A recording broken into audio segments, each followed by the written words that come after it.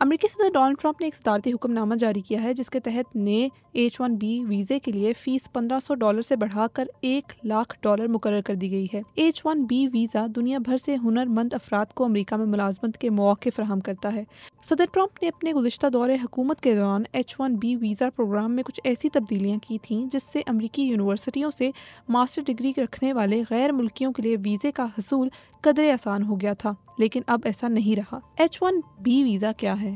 H-1B visa کے ذریعے امریکی کمپنیاں ایسے غیر ملکی ہنرمند افراد کو امریکہ میں کام کی پیشکش کرتی ہیں جو امریکی شہریوں کے مقابلے میں کم تنخواہ پر کام کرنے کے لیے آمادہ ہو جاتے ہیں۔ اس کے لیے بیچلرز کی ڈگری لازمی ہوتی ہے۔ امریکہ میں سالانہ 65,000 H-1B ویزے جاری کرنے کی حد ہے، جبکہ 20,000 اضافی لوگوں کو یہ ویزے دیے جاتے ہیں جو امریکی تعلیمی اداروں سے ماسٹرز کی ڈگری حاصل کرتے ہیں۔ فیس بڑھنے سے کون سے ممالک سب سے زیادہ متاثر ہوں گے؟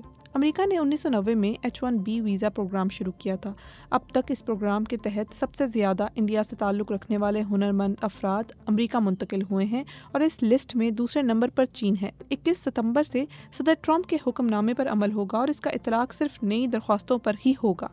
خیال کیا جا رہا ہے کہ اس حکم نامے سے امریکہ میں ٹیکنالوجی کمپنیاں متاثر ہوں گی جن کی افرادی قوت کا انحصار چین اور انڈیا سے آنے والے ہنرمند افراد پر ہے۔ حکومتی اعداد و شمار کے مطابق گزشتہ مالی سال کے دوران اس ویزا پروگرام سے سب سے زیادہ مستفید ایمیزون ہوا تھا اور اس کے بعد ٹیک کمپنیاں ٹاٹا، مائیکروسافٹ، میٹا، ایپل اور گوگل تھے۔